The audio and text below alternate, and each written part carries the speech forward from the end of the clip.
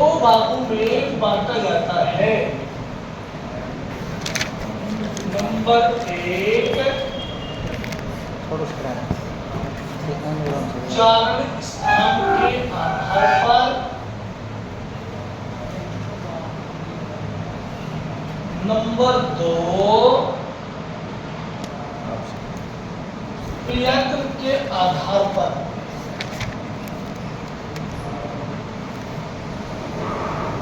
क्रियाक्रम के आधार पर गिरेगा नीचे का पहले मुझे डर रहता है कि पंखा ऊपर से गिर न जाए, गिरेगा नहीं, ग्राउंड से चिल्का। आगे देखो, हमने व्यंजनों को पुनः कितने भागों में बांट दिया? नंबर 1, नंबर 2, लेकिन हम आगे बात सुनना है। उच्चारण स्थान के आधार पर पुनः की बात करूं तो कितने भाग हो जाएंगे? 8 भागों में बांटेंगे। और यदि यहाँ पर प्रियतम के आधार पर बात करूं तो कितने भागों में? 2 भागों में बांटेंगे। ठीक, उच्चारण स्थान के आधार पर दोस्तों पहला की बात करूं तो उसका नाम है स्पर्शी व्यंजन। कौन सा व्यंजन आएंगे? स्पर्शी व्यंजन। ध्यान रहे, स्पर्श कितने? 25 और स्पर्शी जो व्यंजन होंगे उसके कितने होंगे? 16 हो जाएंगे। कौन से ये देखो, जैसे क, ये ख, ये ग और ये ग, 4 बार लिया है इसमें। ये ट, ये ठ, ये ड और ये ड। उसके बाद में ये त, द और ये द। उसके बाद में प, फ और ये फ। ये टोटल कितने हो गए? 16 हो गए। इसमें 4 बार लिया है, याद करेंगे आप। पहला नंबर 1 स्पर्श व्यंजन है। ठीक, 2 नंबर की बात करूं तो ये संघर्षीय है। संघर्षीय व्यंजनों की कुल संख्या पूछे तो कितनी बताएंगे आपको? 7 बताएंगे। इधर आप रखो 7 बताइए। श, श, श, है और ये ग, ज और कितने हो जाएंगे? ये फ। 4 और 3 कितने हो गए? 7 हो जाएंगे। ठीक, और फिर यहाँ पर नंबर 3 की बात बताऊं, दिख रहा है आपको? कैसे इसमें नहीं दिख रहा होगा, इसको हाइट को मैं साइड करता हूं। अभी क्या करें? हम लगे हुए हैं। सही है ना? एंड वो ठीक है क्या हो? ये भी ठीक है हैं? इसी हां। किसी की दिक्कत नहीं करेगी। यार ये भी नया एक नंबर के में कर देते हैं क्लास में। कहीं क्या नहीं चलिए ना तो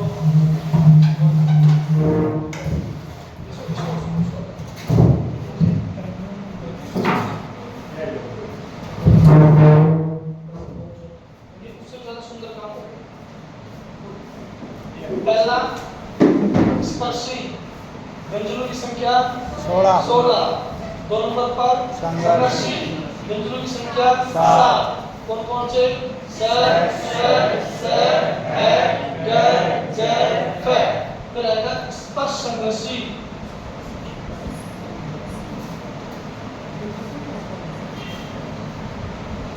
की संख्या कितनी? 4। कौन से? च, छ, ज और ये ज। इसकी परिभाषा बताएगा आपको। ठीक है, उसके बाद में नंबर 4 की बात करूं आपसे मैं तो संघर्षहीन, इसको दूसरा नाम पूछूं मैं तो इसको हम अर्धस्वर भी कहते हैं। तीसरा भी नाम अगर मैं बात करूं से तो इसको हम ईशत स्वर भी कहते हैं। ठीक है, कौन कौन से? एक तो य और दूसरा व हो जाएगा। ठीक, इसको संघर्षहीन और अर्धस्वर ईशत स्वर क्यों कहा गया? हिंदी के मात्र 2 वर्ण हैं ये, जो दोनों किसके योग से? स्वर के योग से बनेंगे। ई प्लस में एक की बात करूं तो क्या बनेगा? और यदि यहाँ पर मैं ऊ प्लस में एक की बात करूं तो क्या बनेगा? वह बनेगा। दो है यहाँ पर केवल व्यंजन, जो दो स्वरूप के योग से व्यंजन बन रहे हैं, जबकि व्यंजन तो अपने आप में स्वतंत्र होते हैं, कभी किसी भी स्वर की सहायता नहीं लेते वो तो, इसलिए इसको अर्ध स्वर बोला गया, इसलिए इसको ईषद स्वर बोला गया, इसलिए इसको बिना संघर्ष के, बिना घर्षण के जो वायु बाहर निकलेगी तो इसलिए क्या बोला गया, इसको संघर्षहीन बोला गया। यह वह हमने बोला, आपको बोल के देख लो, यह वह हमने बोला तो इसमें किसी प्रकार का कोई संघर्ष नहीं था, कोई भी यहाँ पर वायु जीव से इसके बाहर नहीं आई, सीधे बाहर आई है सब। यह वह है नहीं, बताओ स्पर्श संघर्ष का इन व्यंजनों को बोलेंगे तो इन व्यंजनों के बोलने से स्पर्श का जो समय होगा ना, घर्षण का समय बहुत ज्यादा रहेगा। बोलो तो च छ ज झ, वायु का घर्षण अधिक रहा, इस कारण से क्या बोला गया इसको स्पर्श संघर्षी। संघर्षी का मतलब होता है घर्षण।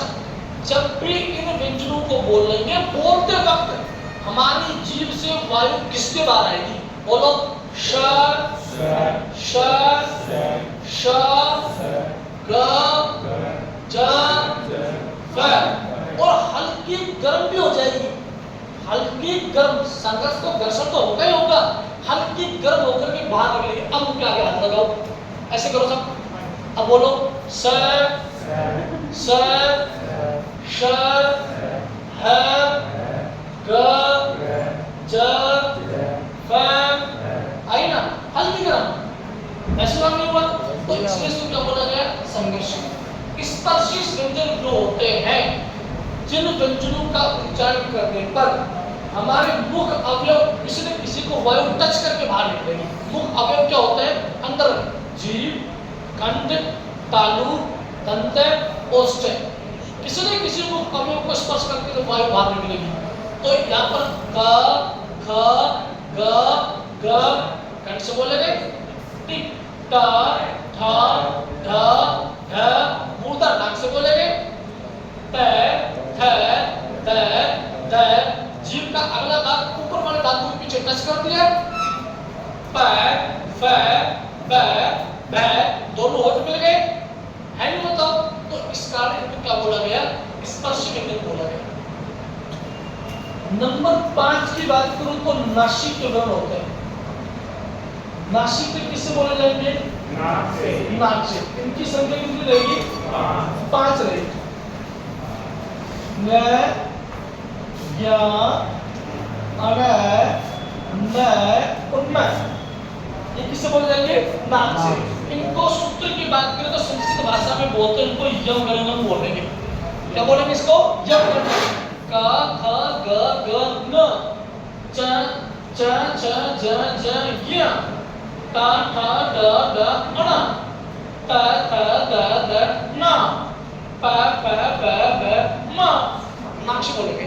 ठीक, 6 नंबर की दोस्तों बात करूं मैं आपसे, तो ये पार्श्विक कैसा, और पार्श्विक का मतलब दोस्तों क्या होता है, बगल होता है। जिस भी व्यंजन का उच्चारण करेंगे तो वायु हमारे जीभ के दोनों बगल से बाहर आएगी, जीभ, ठीक, जो गलफड़े हमारे जीभ के साइड साइड हो ना, दोनों गालों को टच करके बाहर आएगी, ठीक, वायु ऊपर से आएगी, बगल से आएगी, इसका नाम क्या पड़ गया, पार्श्विक व्यंजन पड़ा। हिंदी का एकमात्र वर्ण है, संधि की बात करें तो एक है, और उसका नाम क्या है, ल। बोल के देखो ऊपर से, ल। जब भी ल बोलेंगे तो जीभ के दोनों साइड से वायु बाहर आ रही है, ठीक है। नंबर 7 की दोस्तों बात करूं मैं तो एक आता प्रकंपित, और इसका दूसरा नाम है लुंठित, और लुंठित का मतलब होता है लुढ़कना, लुढ़कना। जब भी इस व्यंजन का उच्चारण करेंगे तो हमारी जीभ पे कंपन पैदा हो जाएगा, जीभ थर्राने लग जाएगी, थर थर कांपेगी जीभ। हिंदी का एकमात्र व्यंजन है ऐसा, एक व्यंजन है जिसको बोलने पर जीभ हमारी कब कपाती है, लुंठित होती है, ठीक है। और एकमात्र कौन सा है, राय, बोलो राय, क्या है, राय, जीभ थर्राती ना, कब कपाएगी सा, ठीक। नंबर 8 की दोस्तों बात करूं मैं तुमसे यहाँ पर, तो इसका मतलब है ताड़न जात। ये तो है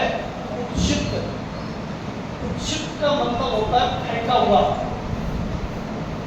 इसका दूसरा नाम है ताड़न जात। ताड़न जात का मतलब फेंका हुआ होता है, ठीक।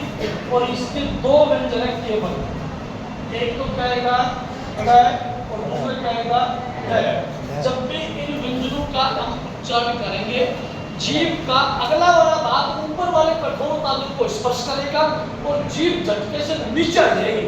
बोलो ड ड ड ड। ऊपर कठोर तालु को स्पर्श की जीभ और झटके से नीचे आ गई सर।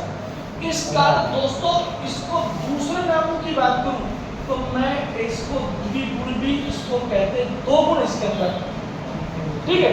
इनसे कभी भी दोनों से शब्दों की शुरुआत नहीं होगी, ध्यान रखना है बात आप। तो एक तो ये है, एक दो ये, जिसके नीचे कोई किसी प्रकार की बिंदु नहीं है, एक ये है और ये है, नहीं ऐसा हो गया। ये सब किसमें आएंगे, इस तरफ आएंगे आपके स्पर्शी बिंदुओं में आएंगे सब। अगर इनके बीच आपने ये बिंदी लगा दी तो ये किसमें चले जाएंगे, ये द्विगुण में आ जाएंगे सब, यानी कि इसको क्या बोलेंगे उच्चित या ताड़न जात, ठीक है। अब बताओ उच्चारण स्थान के आधार पर व्यंजनों को कितने भागों में बांटा हमने? नंबर 1 स्पर्शी व्यंजन संख्या कितनी होती है? पक्की बात है। 2 नंबर पर संघर्षी संख्या कितनी होगी? कौन कौन से होंगे? 3 नंबर पर संघर्षी संख्या कितनी? 4 कौन कौन से? नंबर 4 पर दूसरा नाम, तीसरा नाम और कौन से स्वर? क्या और इसको यहाँ पर दोनों स्वर के योग से बनने वाले हैं ना, ठीक। चलो 5 नंबर पर किससे बोले जाएंगे? कितने संख्या? कौन कौन से? 6 नंबर पर का मतलब व्यंजनों की संख्या कौन सा? 7 नंबर पर दूसरा नाम का मतलब संख्या कितनी? कौन सा? 8 नंबर पर शिफ्ट दूसरा नाम मूल अंक क्या होगा? कितने व्यंजन होंगे? नंबर 1 अड़े, बोलो नंबर 1। 2 नंबर पर नंबर 1 अड़े, 2 नंबर पर ढ, तीसरा नाम ठीक है।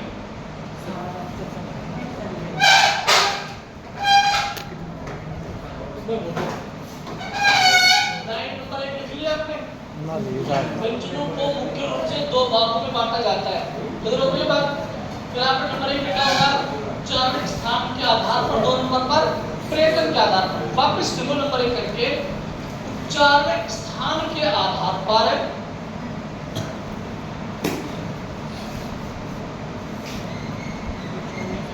उच्चारण स्थान के आधार पर व्यंजनों को पुनः के आधार पर व्यंजनों को पुनः 8 भागों में पुनः 8 भागों में विभाजित किया जाता है। 8 भागों में विभाजित किया जाता है। नंबर 1 स्पर्शी व्यंजन,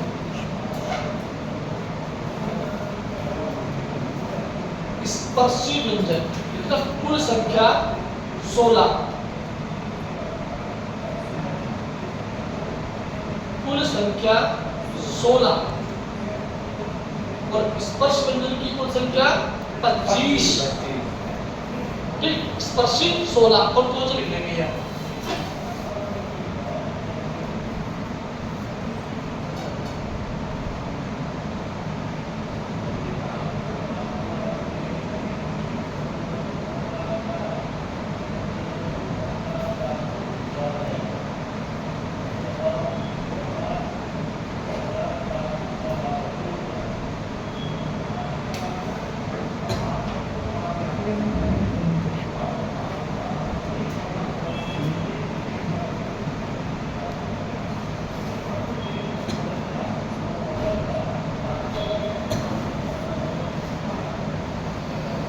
सबके नीचे हाथ लगाना, सबके नीचे। लगा दो।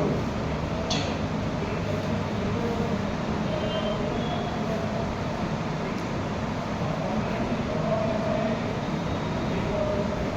फेलियर नंबर 2 पे संघर्षी व्यंजन।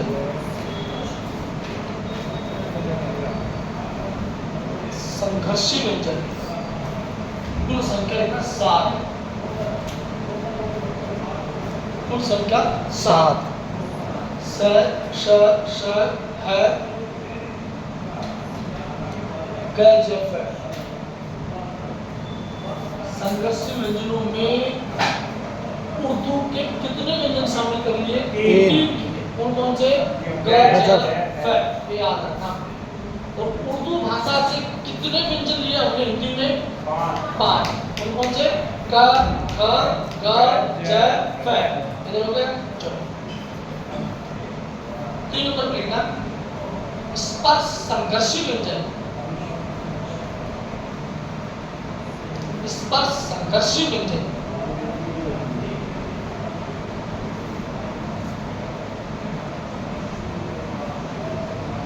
कुल वर्ण 4।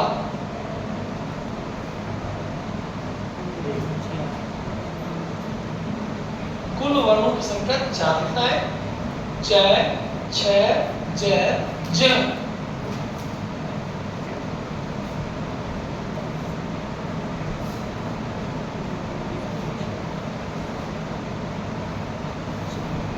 चार नंबर पे लिखना संघर्षी भील।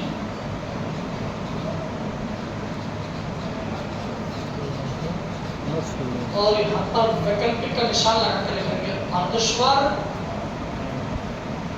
फिर वैकल्पिक का निशान लगाकर लिखेंगे ईशद स्वर।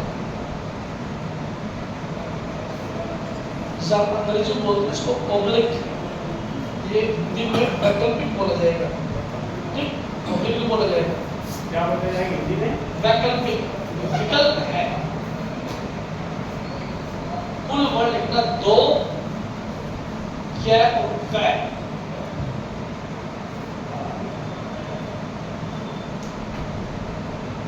हिंदी के 2 ही यहाँ पर व्यंजन आए जो 2 स्वर के योग से बनते हैं। ठीक है। हाँ, ई प्लस में ऐसे आपको यह बनाना है और उ प्लस में ए के योग से वै बनाना है। और ये दोनों ही व्यंजन आपने जन संधि में काम आएंगे साथ। ठीक, जन संधि में काम आएंगे दोनों।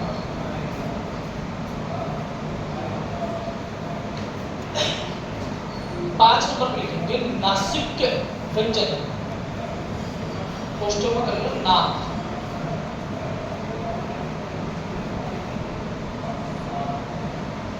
कुल वर्णों की संख्या 5। कुल वर्णों की संख्या 5।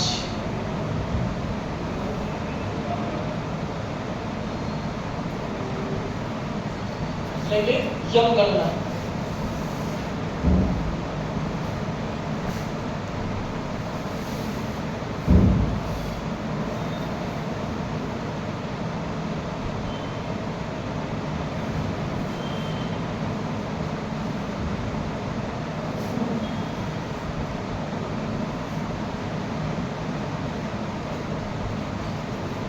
नंबर पे पार्श्विक व्यंजन। पार्श्विक के कोष्ठक में बदल कर लेना।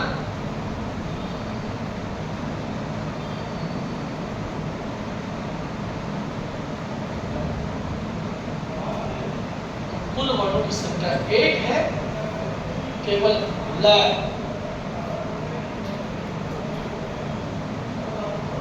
केवल ल।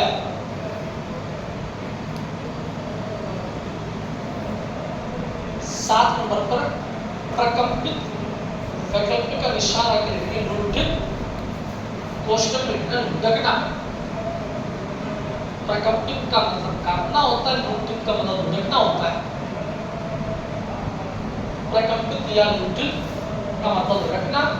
कुल वर्ण 1 र।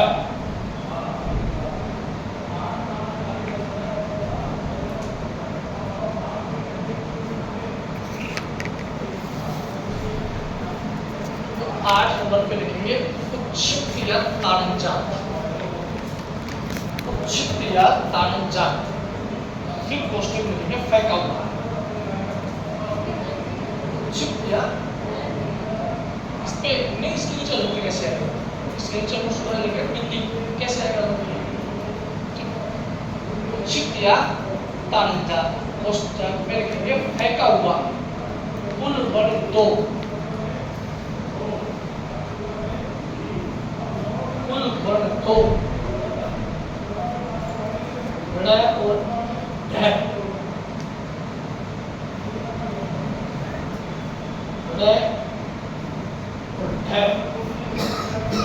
इसके आगे बोले ना, इन्हें द्विगुण भी कहते हैं,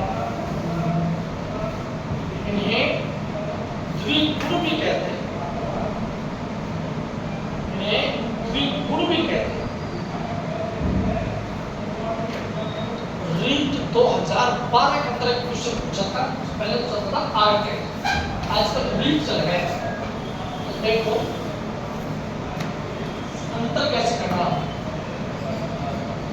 एक तो आते हैं शब्द द्वित्व, नंबर एक आते हैं द्विरूप,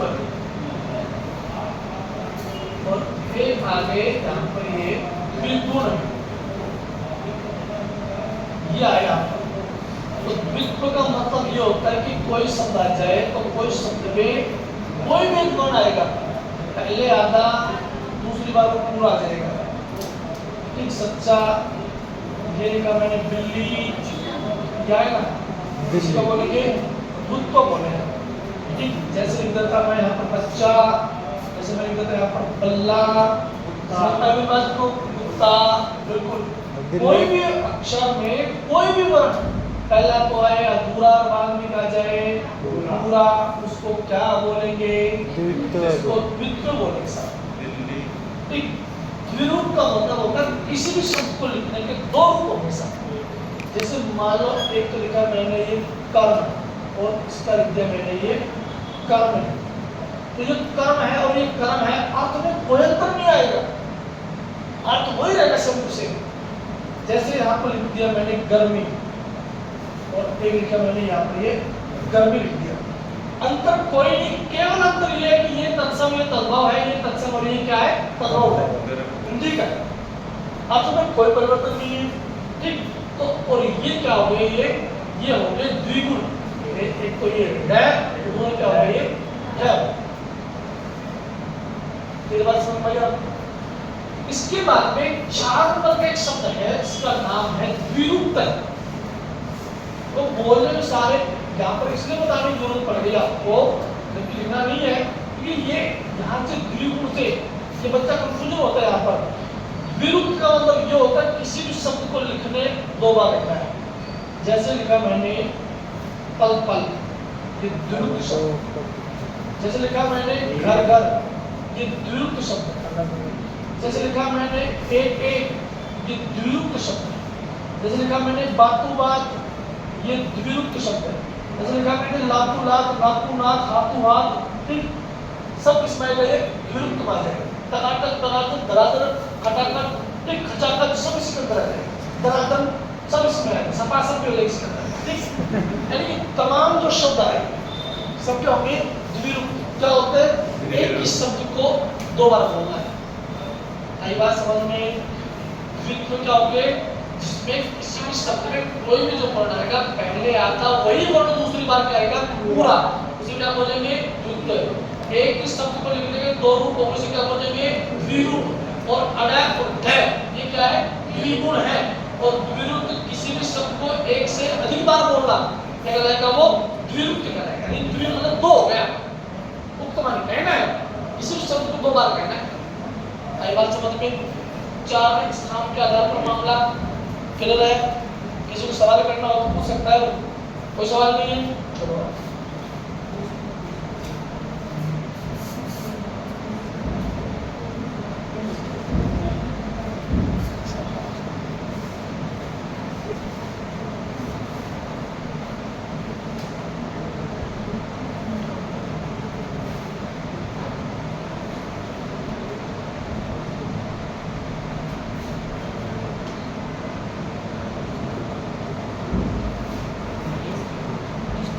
बात है प्रियतम के आधार पर जिसके दो भेद के साथ।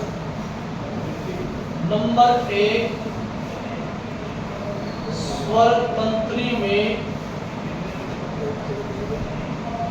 कंपन के आधार पर, और नंबर दो पर है श्वास वायु की मात्रा के आधार पर,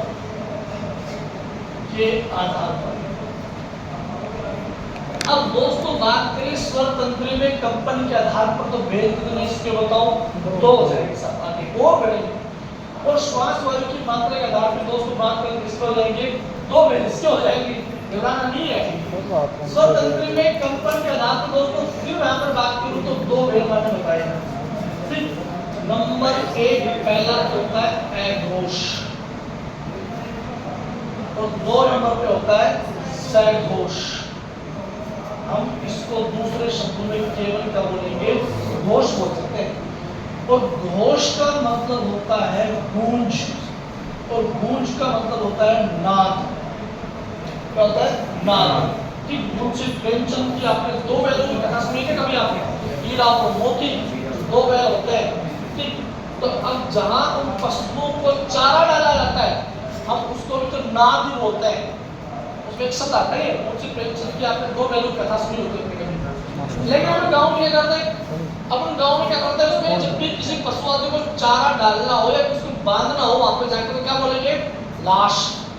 क्या बोलते हैं अपन, लाश। भैंस को खोल के लाश के ऊपर बांध दे, जबकि लाश तो मुर्दा को बोलते हैं। बताओ आप किसी घोर बोलते होंगे, वो क्षेत्रीय भाषा है। क्या है वो, क्षेत्रीय भाषा का प्रभाव है। वहां अलग अलग जगह अलग अलग चीज है। इधर अपन उपला बोल देते हैं, उसको कंडा बोलते होंगे, कंडा। हरियाणा में बोला जाता है जी नासिर साहब पलवड़ा की साइड बोलते हो। ठीक, तो ये उसको क्या बोलते हैं, कंडा बोलते हैं उसको। तो अपन इधर क्या बोलेंगे, ऊपरा बोलते हैं, कि ऊपर जाके इसको घोषा बोल देते हैं। तो ये क्या है, क्षेत्रीय प्रभाव है दोस्तों यहाँ पर। अब लेकिन का अब ठीक ऐसे गूंज का मतलब गूंजना, जिन व्यंजनों का उच्चारण करेंगे तो हमारी स्वर तंत्री नाद, आपने कभी मुंह फाड़ के देखा हो, आपके जीभ के ऊपर एक छोटा सा एक घंटा लटका हुआ है। हाँ, देखा कभी? देखा है, नहीं देखा है?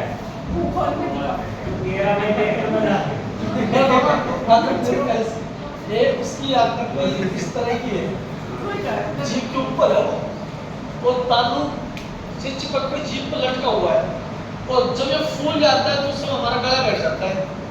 कभी देखा हो आपने? आप पानी गरम नहीं करते क्या, गरम करते कोसी की तो देखा है, वही तो बसता है। देखा नहीं तुमने अब तक? कमाल हो गया यार, कैसे बच्चे डेली मुंह फाड़ते हो शीशे के सामने, बस तुम्हारा ध्यान केवल बाबू पर रहता, बाकी किसी में नहीं रहता। शीशे का मतलब तुम्हारा यही रहा, रोज हम आईना बदलते रहे, चेहरा हमारा वही रहा। ठीक, आईना शीशा मत बदलो, चेहरा बदल लो है। क्यों? शीशा टूट गया, दूसरा नया ले आए, और जिस चेहरा टूट जाएगा तो क्या करोगे, नया लाओगे? नहीं लाना, नया नहीं लाना है, रूप नहीं बदलना है, अंदर से स्वभाव बदलना आपको। बस क्या बदलना आपको, स्वभाव बदलना है। और लोग गिरगिट की तरह नहीं बदलता आजकल। ठीक, रंग भी आजकल फीके पड़ गए तुम्हारे सामने। गिरगिट तो दिन में 2 या 3 बार रंग बदलता होगा।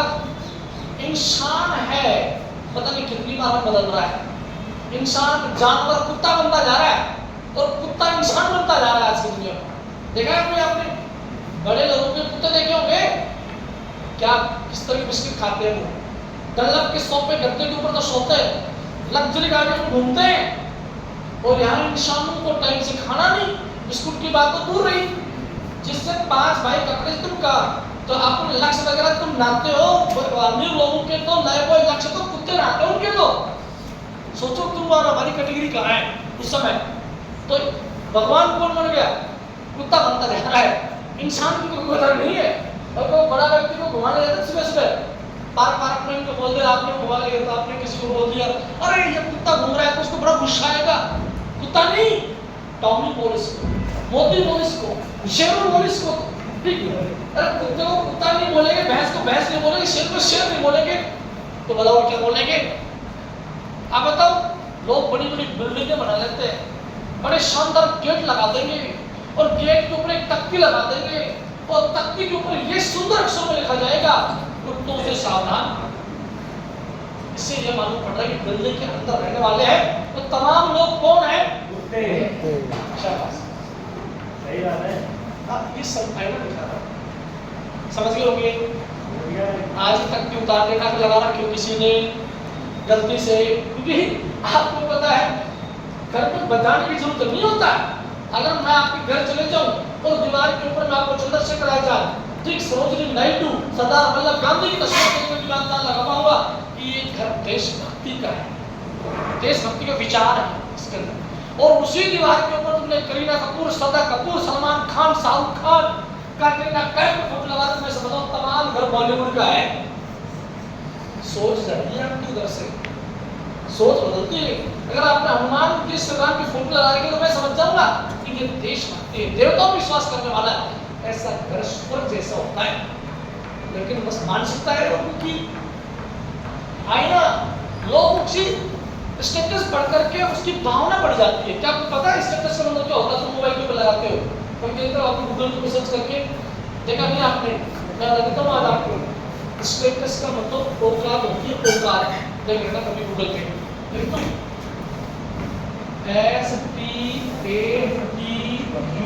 STATUS, इसका मतलब होता है औकात। यानी हम अपनी औकात दिखाते हैं स्टेटस के ऊपर लगा करके। कि बनना क्या है? आजकल गुस्सा को पता है किसके ऊपर निकाला जाता है? किसी से कोई दुश्मनी होगी तो दुश्मन को कहना नहीं, ये लगा तो समझ जाएगा। अच्छा आपने लगा दिया और जब तक उस बंदे ने नहीं देखा, सीन नहीं किया, तब तक तुम्हारे अंदर चुलबुली रहेगी कि यार देखा नहीं है बंदे ने, यार देखा नहीं है। और जब वो देख लेगा तो तुम्हें तसल्ली हो जाएगी कि ये बात जो आपने पहुंचाना चाह रहे थे वो पहुंच गई, और वहां से उसको डिलीट किया, दूसरा चिपका दिया। ये भी तो है, स्टेटस किसी के लिए लगाते हैं, पढ़ता कौन है, नाराज कोई हो जाता है। कमाल की बात है, दुनिया कैसी देखो। मैं खामोश शीत युद्ध चल रहा है अपना स्टेटस के द्वारा। शीत युद्ध बोलते हैं, किसको बोलते हैं? वाणी से, उसको कहना उसको कहना। और स्टेटस अभी मालूम पड़ जाता है, अगर ज्यादा कोई खतरनाक स्टेटस लगाता हो तो आप क्या करोगे? एक दो दिन तो देखोगे, आप खुद ही स्टेटस वाले को बोलते हो भाई क्या बात है, आजकल बड़ा गुस्सा चल रहा है। नहीं यार तो कैसे लगा रहा हूं? नहीं हम जानते हैं, ठीक है। अगर प्रेम के आते वो लगाएगा तो आजकल तो बड़ा रोल बन रहा है आजकल, यार बड़ा लगा रहा है स्टेटस। स्टेटस उसकी औकात के बारे में पढ़ रहा है कि इंसान कैसा है, आप मत दिखाया करो, ठीक। बेटा तो लिख रहा है, याद हो गया कैसे? हां बिल्कुल, हाईलाइट्स का तुरंत याद वो तुरंत होता है। घोष का मतलब होता है बिना घोष, बिना घोष बोले तो गूंज के होते हैं, ठीक है। श्वास वायु की मात्रा के आधार पर करें तो 24 के गोल हो जाएंगे। एक तो हो जाएगा अल्प प्राण और एक हो जाएगा महाप्राण हो जाएगा। यहाँ पर दो मुंह के अंदर प्राण शब्द कॉमन है सारा, है मतलब। और प्राण का मतलब पता आपको क्या होता है? प्राण का मतलब वायु होता है। क्या होता है? वायु होता है। और वहां पर प्राण का मतलब जान भी तो होता है तो नहीं बताओ। और जान का मतलब प्रिय नहीं होता यार। तुम अगर किसी से कोई भी कुछ कर रहे होंगे तो उसका मतलब ये प्रिय नहीं है, ये जान चली गई, प्राण निकल गए, वायु निकल गई, दम निकल गई, तो मर गया। प्यार नहीं बोलते हैं कि मर गया, तब क्या बोलोगे? जान से मर गया। मर गया तो जान से मरेगा, व्यंग्यात्मक रूप से तुम बिल्कुल यार वो व्यक्ति जान से मर गया। जान से कैसे मरता है? जान तो नहीं, जान तो निकलती है, मरता थोड़ी, आत्मा मरती थोड़ी है, आत्मा तो निकलती है भाई। क्यों? तो इसलिए जब कम वायु का प्रयोग हो तो अल्पप्राण, और जिन व्यंजनों को बोलने पर अधिक वायु का प्रयोग हो तो क्या बोला जाएगा? महाप्राण बोला जाएगा। केवल ये बात समझ लिया, समझ में बात को। अघोष व्यंजन तो होंगे, वर्ग कितने हिंदी भाषा में? 5। कितनी बात होगी? प्रत्येक वर्ग का पहला और दूसरा, एक और दो आपस में कितना हो गए? तीन, तीनों क्या हो गए? छह। कितने होते हैं?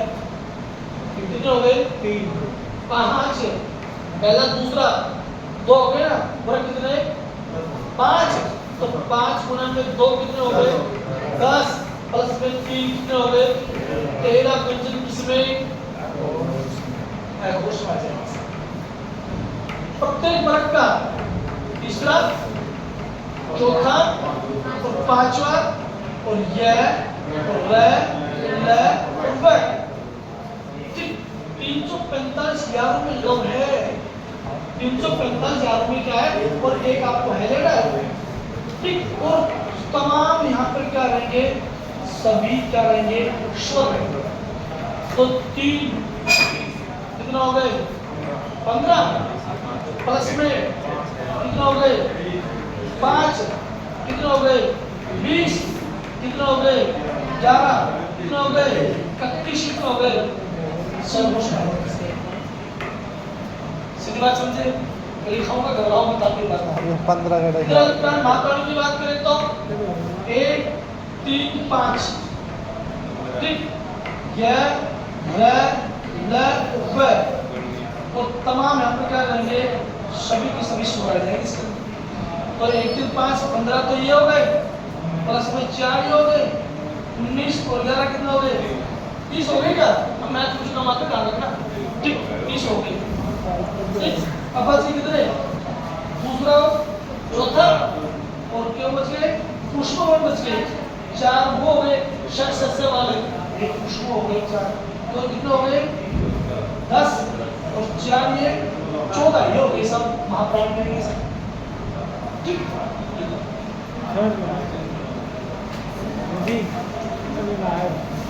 बोलो, समझ में ना आएगा। अब मैं बोलूंगा तो दोबारा समझा रहा हूँ ना। 15 के अंतर आगे नहीं होता था। किसमें? आपको वो चीज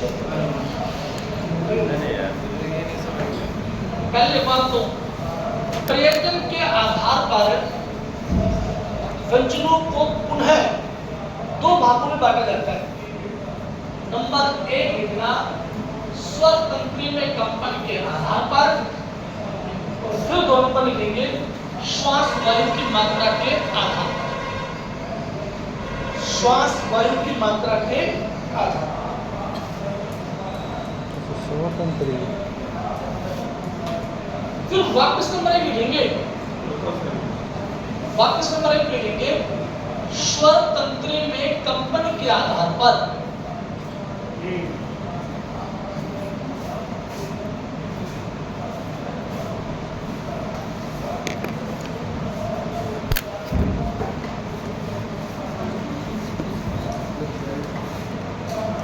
नंबर 1 लिखेंगे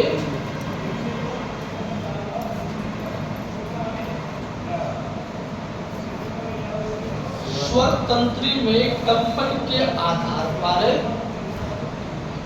व्यंजनों को पुनः 2 भागों में बांटा जाता है। पुनः 2 भागों में बांटा जाता है। नंबर 1 लिखना बस केवल अघोष या अघोष व्यंजन का लेना।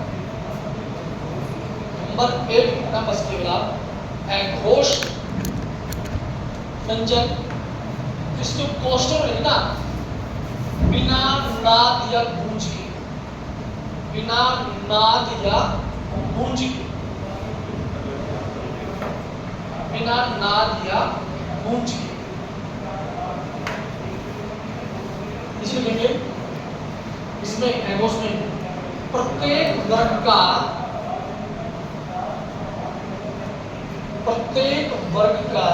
पहला एवं दूसरा वर्ण, प्रत्येक वर्ग का पहला एवं दूसरा वर्ण तथा 3 ऊष्म वर्ण, 3 ऊष्म वर्ण कोष्ठक में कर लेना श श स, श श स। कुल वर्णों की संख्या 13।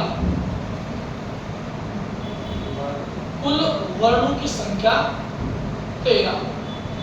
मुझे यहाँ पर प्रत्येक वर्ण का पहला एवं दूसरा प्रत्येक वर्ग का पहला एवं दूसरा वर्ण तथा 3 ऊष्म वर्ण। 3 ऊष्म वर्ण कोष्टक में लिख लेना श स स। ठीक है, कुल वर्णों की संख्या 13। चिंता ना करो, इसके बाद डायग्राम बना के दिखाऊंगा।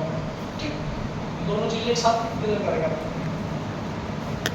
दोनों लोग लिखेंगे सघोष या घोष व्यंजन।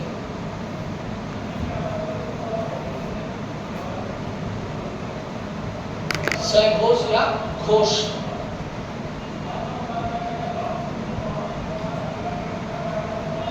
लिखेंगे कोष्टक में लिखेगा गूंज या नाद सहित। गूंज या नाद सहित। और इसके नीचे लिखना प्रत्येक वर्ग का, प्रत्येक वर्ग का तीसरा चौथा पांचवा वर्ण। प्रत्येक वर्ग का तीसरा चौथा पांचवा वर्ण। प्रत्येक वर्ग का तीसरा चौथा पांचवा वर्ण।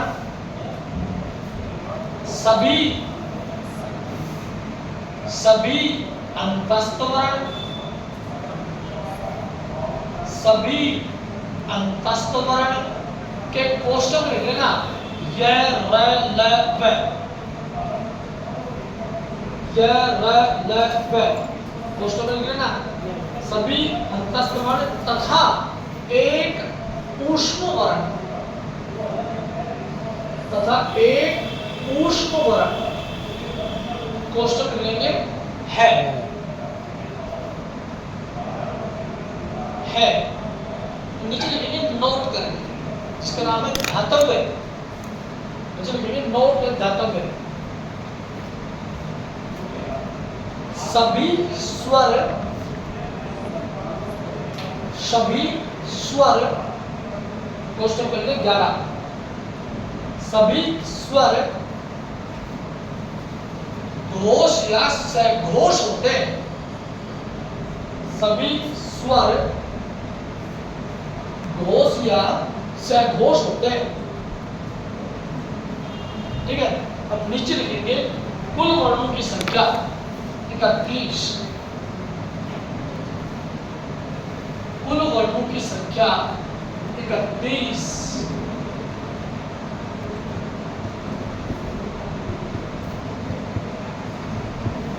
देखो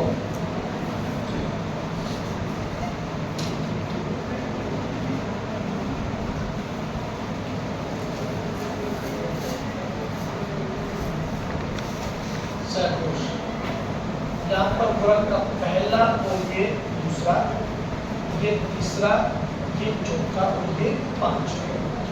यहाँ पर ये क, ये ख, ये ग, ये घ और ये म। ये च, छ, ज, झ और य। ये क, ख, ग, ध और ये ण। ये त, ये थ, द, ध, न। ये पतंग, ये फल, ये बकरी, ये भालू और ये आपकी मच्छी।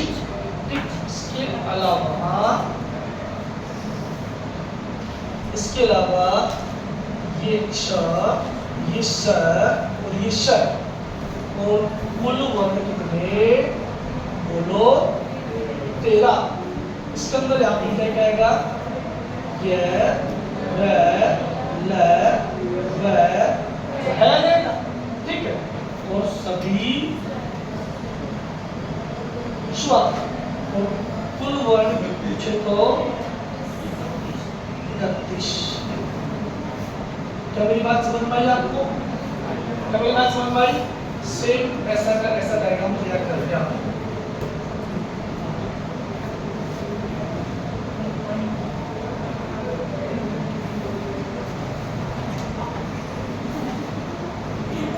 सेम ऐसा का ऐसा डायग्राम तैयार कर दिया।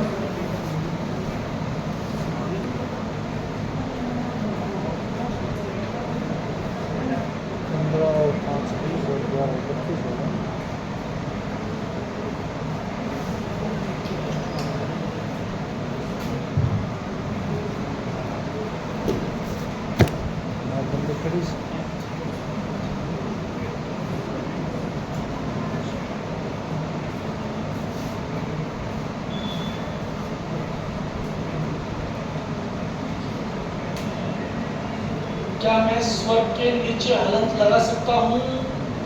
क्यों? वो परिपूर्ण है सर अपने में। वो तो अपने आप में परिपूर्ण पूर्ण होते हैं, वो अपने आप में स्वतंत्र होते हैं, ठीक है, वो अपने आप में परिपूर्ण होते हैं, इसके इनके नीचे कभी हलंत नहीं है, ठीक है। बच्चे अपने पैरों में बड़े अच्छे हैं, इसे कहते हैं दिल से दिल बड़ी मुश्किल से मिलते हैं, तूफानों में साहिल बड़ी मुश्किल से मिलते हैं। पढ़ाई हमने लाखों बच्चे राजस्थान में, लेकिन श्री राम कोचिंग के जैसे बच्चे बड़ी मुश्किल से मिलते हैं, बड़ी मुश्किल से मिलते हैं। क्या बात है। ताली बजाओ यार।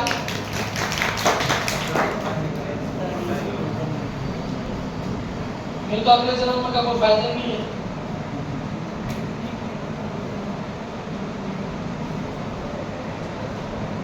कंटेंट मजा तो आ रहा है नहीं आ रहा आपको? आ रहा है मजा? समझ में आ रहा है नहीं आ रहा? हाँ।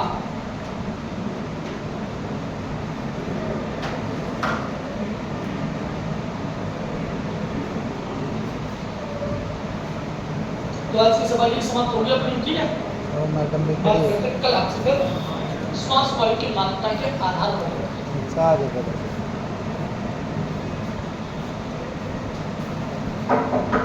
बड़ा विचार का टॉपिक मुश्किल से मुश्किल 3 दिन का था केवल, लेकिन मैंने आपको इसका 4-5 दिन दे दी मैंने आपको, कि आपको समझ में आना चाहिए टॉपिक। ये टॉपिक अगर आपको समझ में आ गया, हिंदी का सबसे हार्डेस्ट टॉपिक में आता है, समझिए अब आपको फटाफट समझ में आ जाएगी, टकाटक, किसी को दिक्कत नहीं आएगी, ठीक है?